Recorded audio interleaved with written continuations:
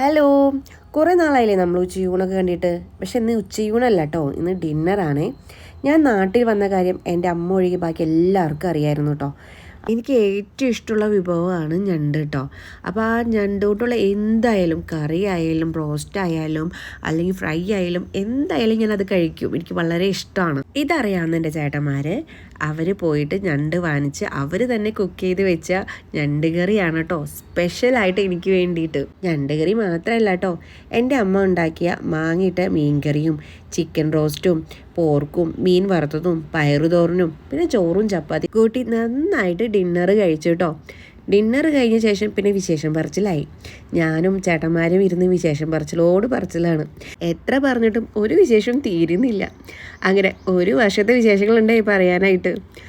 പിള്ളേർക്ക് ടാങ്ക് വെള്ളം കൊടുത്ത് കുറച്ച് സൈഡാക്കി നിർത്തി. പിന്നെ തുടങ്ങിയില്ലേ ഞങ്ങളുടെ വർത്താനം. അവസാനം രാത്രി കിടന്നത് ഓർമ്മയില്ല എത്ര മണിയായിന്ന്. പിന്നെ നല്ല ചൂടായിരുന്നു ഞാൻ വന്ന സമയത്ത് കേട്ടോ. ഞാൻ വന്ന് ഒരു ദിവസം കഴിഞ്ഞപ്പോൾ നല്ല പെരും മഴ. നീ മഴയും കൊണ്ടാണോടി വന്നേന്നാണ് ചേട്ടന്മാർ ചോദിച്ചത്.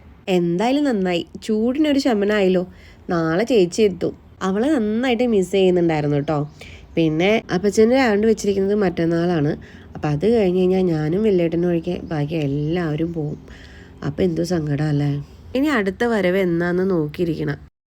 ഹലോ, കുറേ നാളായില്ലേ നമ്മൾ ഉച്ചയൂണൊക്കെ കണ്ടിട്ട്. പക്ഷെ ഇന്ന് ഉച്ചയൂണല്ല കേട്ടോ, ഇന്ന് ഡിന്നറാണേ. ഞാൻ നാട്ടിൽ വന്ന കാര്യം എൻ്റെ അമ്മ ഒഴികെ ബാക്കി എല്ലാവർക്കും അറിയായിരുന്നു കേട്ടോ. എനിക്ക് ഏറ്റവും ഇഷ്ടമുള്ള വിഭവമാണ് ഞണ്ട് കേട്ടോ. അപ്പോൾ ആ ഞണ്ട് കൊണ്ടുള്ള എന്തായാലും കറി ആയാലും റോസ്റ്റ് ആയാലും അല്ലെങ്കിൽ ഫ്രൈ ആയാലും എന്തായാലും ഞാനത് കഴിക്കും. എനിക്ക് വളരെ ഇഷ്ടമാണ്. ഇതറിയാവുന്ന എൻ്റെ ചേട്ടന്മാർ അവർ പോയിട്ട് ഞണ്ട് വാങ്ങിച്ച് അവർ തന്നെ കുക്ക് ചെയ്ത് വെച്ച ഞണ്ട് കറിയാണ് കേട്ടോ സ്പെഷ്യലായിട്ട് എനിക്ക് വേണ്ടിയിട്ട്. ഞണ്ട് കറി മാത്രമല്ല കേട്ടോ, എൻ്റെ അമ്മ ഉണ്ടാക്കിയ മാങ്ങിയിട്ട മീൻകറിയും ചിക്കൻ റോസ്റ്റും പോർക്കും മീൻ വറുത്തതും പയറുതോരനും പിന്നെ ചോറും ചപ്പാത്തി കൂട്ടി നന്നായിട്ട് ഡിന്നർ കഴിച്ചു കേട്ടോ. ഡിന്നർ കഴിഞ്ഞ ശേഷം പിന്നെ വിശേഷം പറച്ചിലായി. ഞാനും ചേട്ടന്മാരും ഇരുന്ന് വിശേഷം പറച്ചിലോട് പറച്ചിലാണ്. എത്ര പറഞ്ഞിട്ടും ഒരു വിശേഷം തീരുന്നില്ല.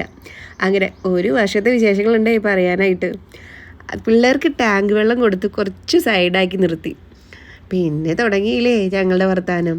അവസാനം രാത്രി കിടന്നത് ഓർമ്മയില്ല എത്ര മണിയായിന്ന്. പിന്നെ നല്ല ചൂടായിരുന്നു ഞാൻ വന്ന സമയത്ത് കേട്ടോ.